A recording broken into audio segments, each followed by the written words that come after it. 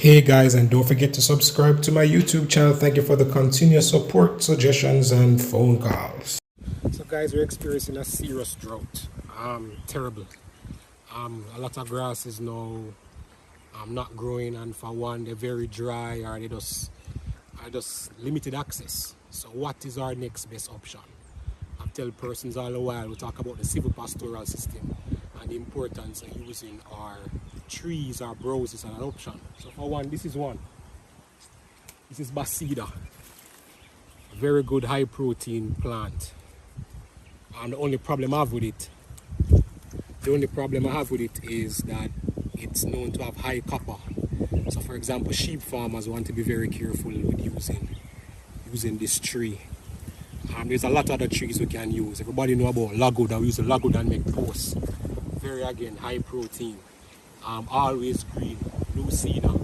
So these are now the secondary options that we have during the drought period that we need to cut and harvest when we're experiencing these drought conditions. And then we always talk about fodder conservation. So if you was following me before and practicing your silage and practicing your hay, we'll have those grasses to use during this time. So come, we're going to look at that farm that we talk about when we're doing, proper management for the pregnant females. And we're going to show you the results of what preparing your mothers properly before give you at the end of the day.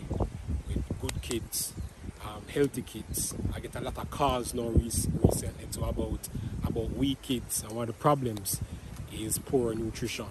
But we want to look at solutions also. If a kid born and weak, what is it that we can do to assist that kid? So let us follow me throughout the day.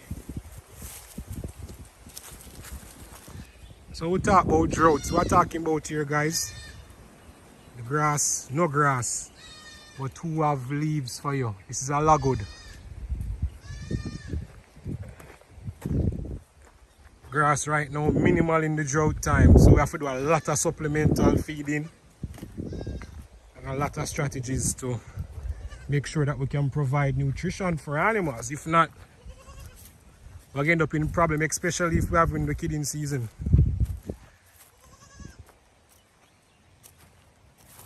So right here used to be lush, full with pangola.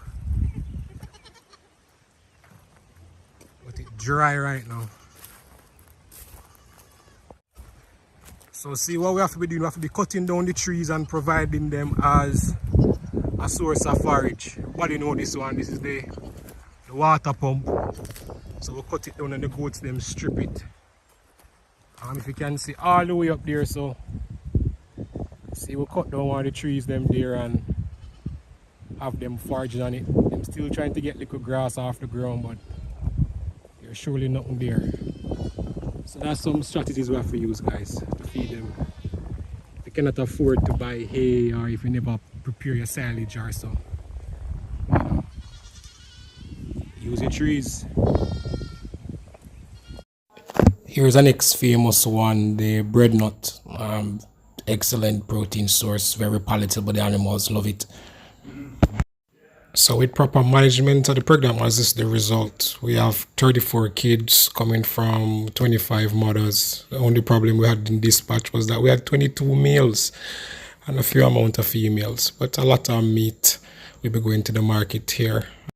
We had a small amount of loss, minimal, 2 animals and none of them, and they were actually weak kids.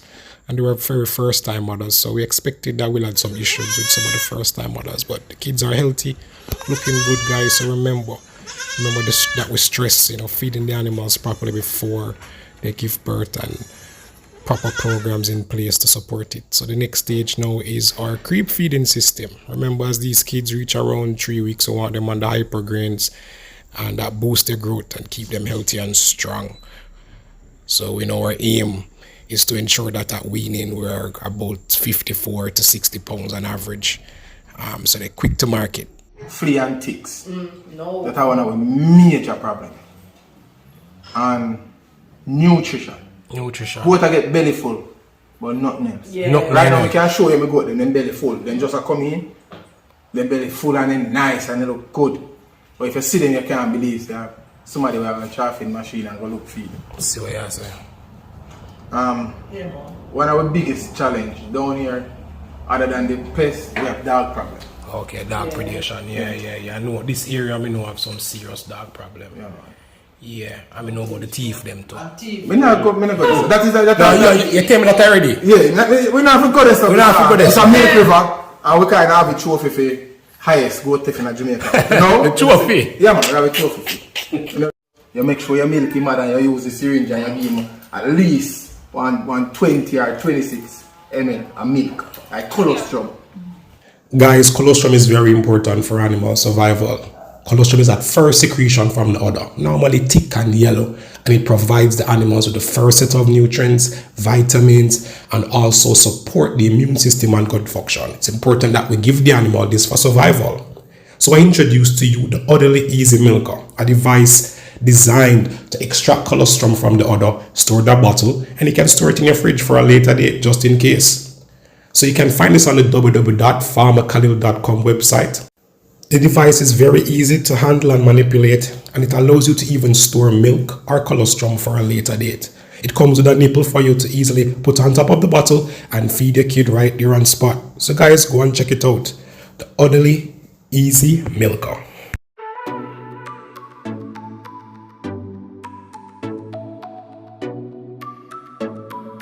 MFK all day, baby.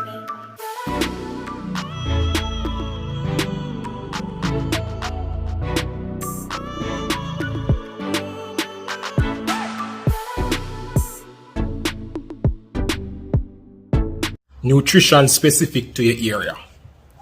So guys here in Milk River, I go face totally different nutritional problems than somebody probably up in a Chapelton side.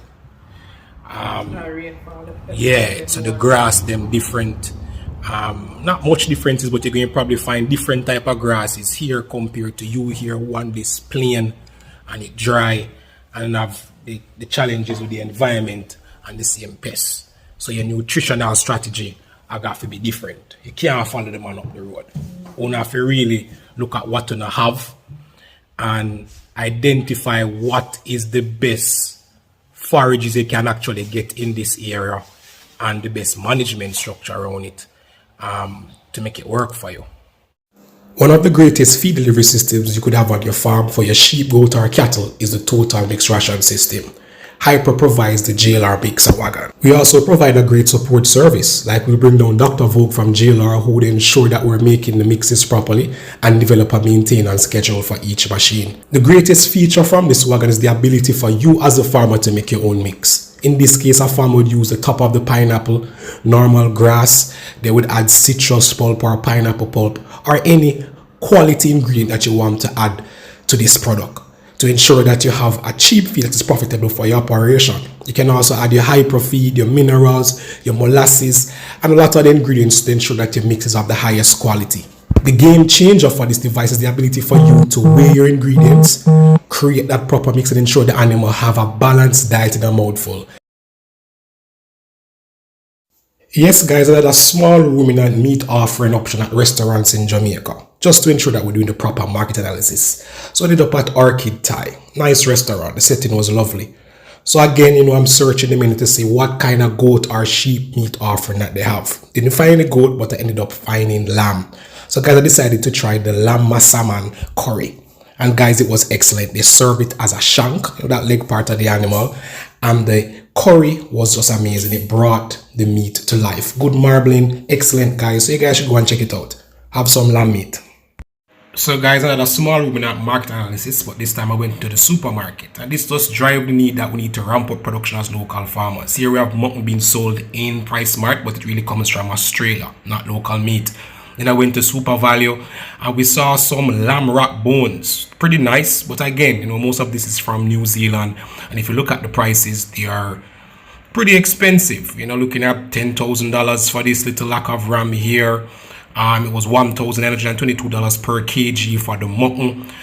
This one was about $18,000 for that shank or that lamb leg. So another small ruminant product we're missing out on, which is a value-added product, is goat cheese. This is 298 grams for $1,059. So guys, we really need to boost local production for our farmers locally to get these earnings.